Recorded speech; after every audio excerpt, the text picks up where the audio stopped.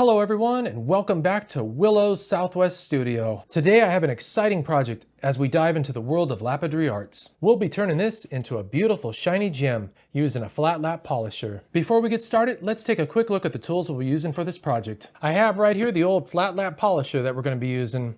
Can't get too far without that, right? I've also got here some of the grinding and polishing discs we're going to be using. We're going to be running through a couple of different grits to get this nice and shiny. I've got some safety goggles, definitely want to protect those eyes. I also got here some rubber gloves that I'm going to be using for this project. I want to make sure I'm using those to protect my hands. Oh boy, and of course I've got the slab we're going to be working on right here. And one last thing, I want to make sure I have plenty of adequate ventilation. I don't want to be breathing in any of that rock dust. We're almost ready to start. I've got here my water reservoir.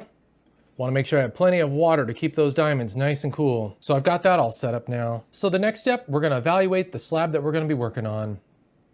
This is a really nice specimen. I actually wound up cutting this into several slices. It's got a lot of beautiful features to it, so I'm really hoping this is going to bring out a beautiful shine on it. Oh boy. Oh, this is just lovely. I think this has got a lot of really nice features. We got some wonderful, beautiful chalcedony in here.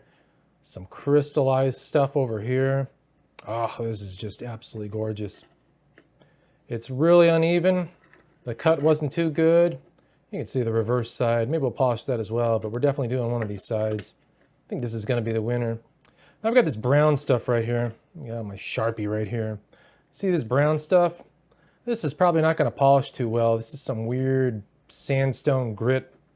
It usually doesn't polish too well, but we're going to try our best with that. From past experience of mine, getting that grit to shine up is a real rough challenge, but it's still possible. So we're going to do our best to see what we can do to make sure we get that shiny. You can really see all the pits on the side here. Oh boy, that is just some crazy stuff. And it is very rough. Got a lot of speed bumps here. This side's actually a little bit smoother. But, I don't know. This side, oh boy. Decision making, that's always a tough one, isn't it, guys? Let's try this side. It's got a few more speed bumps. So one thing I like to do, if you've seen previous videos, whenever I'm working on a flat surface, I like to take my Sharpie marker, or any marker, and just draw a bunch of lines across this. I'll warn you guys, when you're doing this, if you go into these little pits, and that marker gets into that pit, you're gonna have an unpleasant time getting that out, because you're gonna have to really dig down to get it out. So you might want to be careful of that. I'm just going crazy with this because I don't know how far down I'm going to go. And the reason for this, as you're abrading that rock down, you're going to start to knock off some of that black material. As you progress through, you're eventually going to knock off all the black material. Once you do, you'll know you have a completely flat, flush surface that's ready to move on to the next step. So let's get started. As you can see, I've got my gloves on. Let's make sure we got our reservoir completely filled with water. Yep, looks good. And now we're officially ready to go. I'm using right here 80 grit, and we've got our 80 grit disc installed. Turn this water on a little bit here. I don't want to go too crazy though. That might be, yeah, that's crazy right there. Not too much. That looks about right. And we're ready to fire this up. I'm going to turn it to about setting number 3 on this. As you can see, my machine is just a hot mess with jasper all over it. But that's not going to stop us from doing this project. So I've got here my rock. We're ready to put this down. Again, this step is going to be the loudest of all of them. And for this step, you just want to make sure you're moving that rock around just a bit. You don't want it to sit still for any long period of time. And here we go.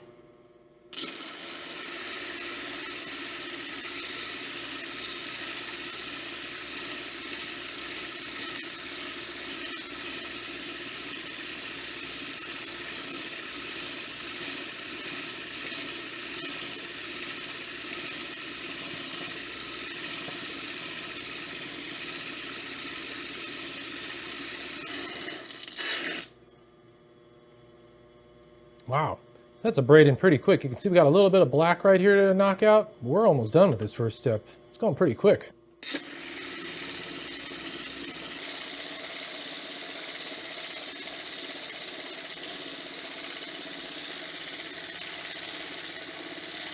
All right, I was only on step 1, and you guys can see the importance of wearing gloves to protect those hands. Look at that, I just tore a chunk right off of that. Wow. We're gonna switch to the 180 grit right here. So this rock is looking really beautiful. Wow, I got my 180 grit installed and we're ready to roll. So it's very important to make sure you keep this rock moving around. If you don't, unfortunately you'll wind up getting some streaks and pits that'll become a permanent member of this rock. And we definitely don't want that, do we? So in order to avoid that, make sure you keep moving this around. If it does happen though, you may have to backtrack on some of your polishing steps to this step right here to make sure you knock those out. So it's important to make sure you spend a little extra time on this step to make sure we get those grooves and pits out.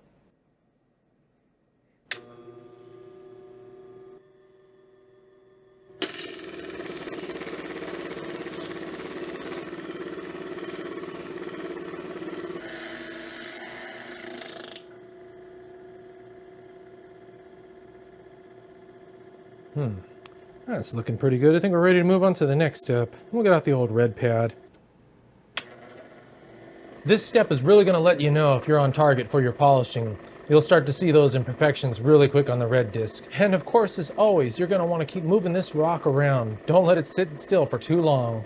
I got this set to about speed setting of 3 as usual. I'm ready to get ready on polishing this.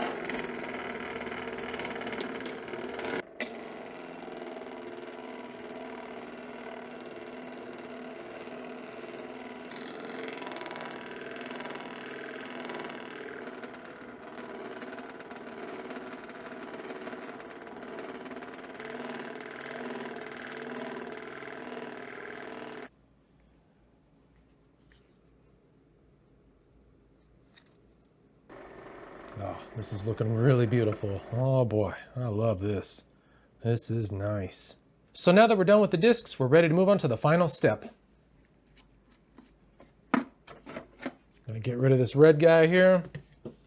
And the next step, of course, is gonna be my aluminum oxide pad. This is the final polishing.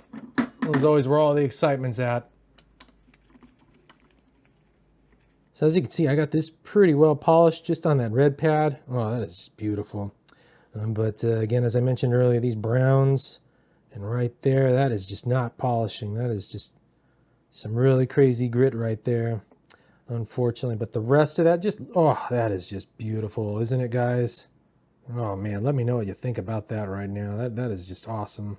So for this step, I've already got my aluminum oxide powder that's been laced into this. I just took some powder, rubbed it in, did that quite a while ago, and there's still, I can tell, a lot of powder left, so I don't need to do that now. If you haven't ever done that before, just take a small pinch of aluminum oxide powder, sprinkle it around, and rub it in. Doesn't have to be anything too crazy. You don't want a lot. A little bit goes a long way in this. One other thing I like to do is take my squirt bottle right here, which has got clay all over it, and hopefully, oh boy, hopefully when I squeeze this, I'm not going to shoot a lot of clay off into this. I've got distilled water in here, and I'm just going to spritz this around on this nice clean pad. I don't want to soak it too much though, just enough. And then I'll take that and rub it on in as well. Get the pad nice and damp. That way we don't have too much friction as this thing's going around. And that looks pretty good, I think. So we got our rock here. We're going to turn this on to a setting of maybe 2. We don't want it too fast for this step. Slow and steady wins the race here, guys. And what we're going to do here is we're just going to set this rock down here like so when it's going, and we're going to apply hardly any pressure at all. So as this rock is gliding along, you're going to notice it starts to stick along this pad. That's when this pad begins to dry up, and you'll know that you're almost done. And again, really lightly, just let this thing glide around. Nothing too crazy.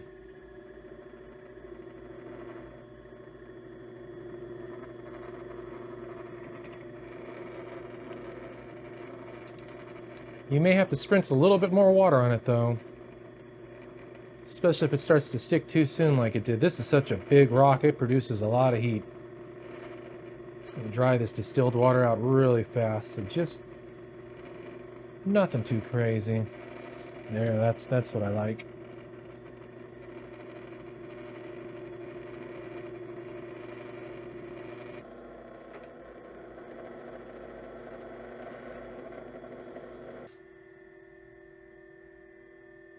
Oh wow, that is just so beautiful. Oh my goodness, look at that. Wow. Well, I tell you guys, this was a beautiful specimen right here. Those crystals just really topped it in this thing. Wow. Oh, just beautiful. If you followed along this far, congratulations. You should have in your hands a beautifully polished flat rock slab right now. Oh boy. If you want to find this specific type of rock or rocks similar to it, be sure to check out my rockhounding around the Lake Pleasant area video. I'll put a link in the description below. You can find plenty of these and a lot more cool goods out in that area. I hope you enjoyed this tutorial and feel inspired to explore the world of lapidary art some more. If you enjoyed this video, be sure to give it a thumbs up. And don't forget to subscribe to this channel for more exciting tutorials on lapidary and pottery. Well, my friends, thanks so much for watching and happy polishing. Till next time, my friends.